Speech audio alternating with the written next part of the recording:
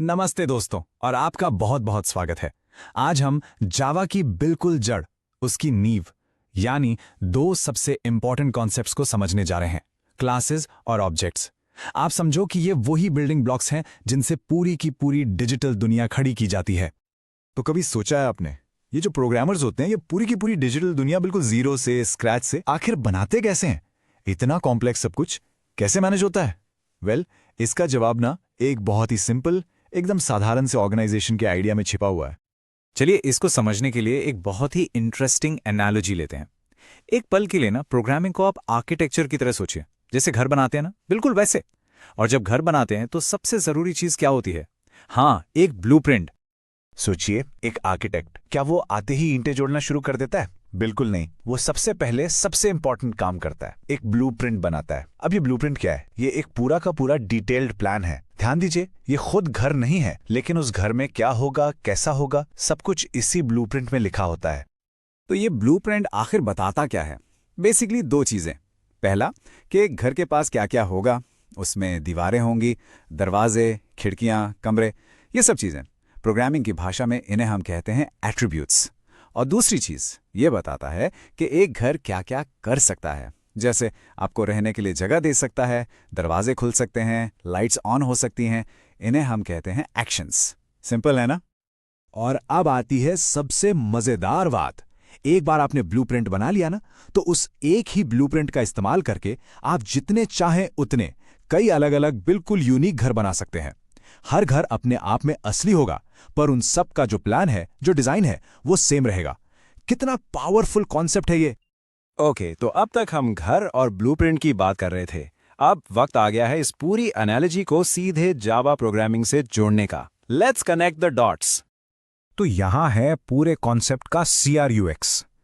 हमारी एनालॉजी में जिसे हम ब्लूप्रिंट कह रहे थे ना, जावा प्रोग्रामिंग में उसे कहते हैं क्लास, और जो असली घर बनकर तैयार हुआ था उसे कहते हैं ऑब्जेक्ट। बस इतना ही है।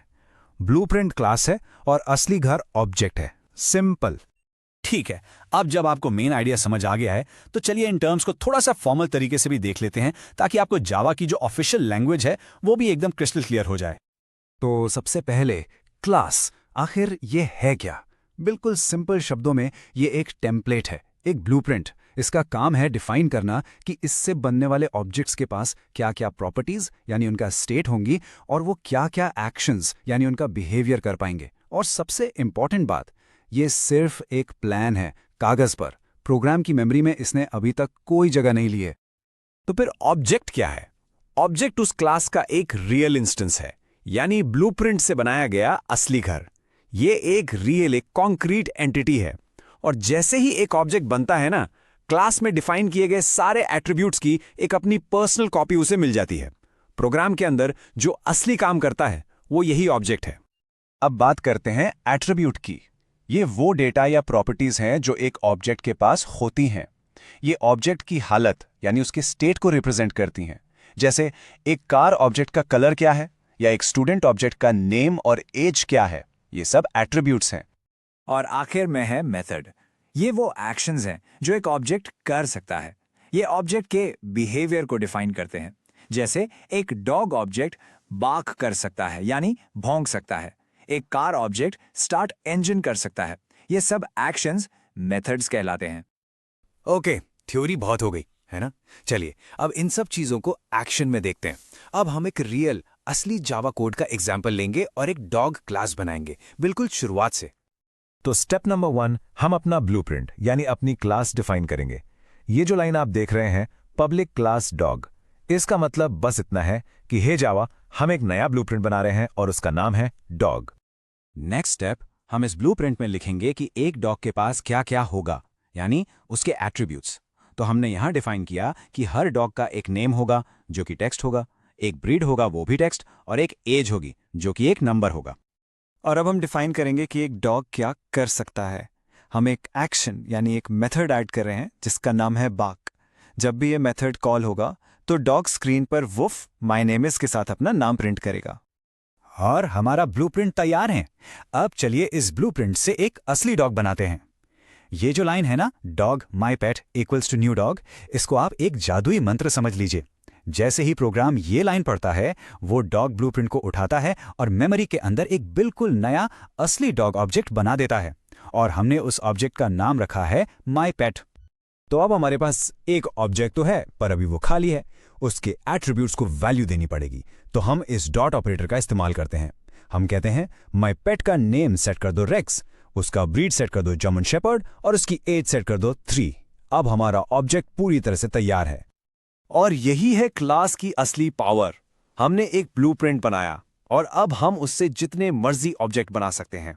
देखिए, हमने उसी ब्लूप्रिंट का इस्तेमाल करके एक और बिल्कुल अलग डॉग ऑब्जेक्ट बना लिया जिसका नाम है नेबर्स पेट। इसका नाम हमने फाइडो रखा और एज 5। और याद रखिएगा, माई पेट और नेबर्स पेट 2 अलग अलग इंडिपेंडेंट डॉग्स हैं।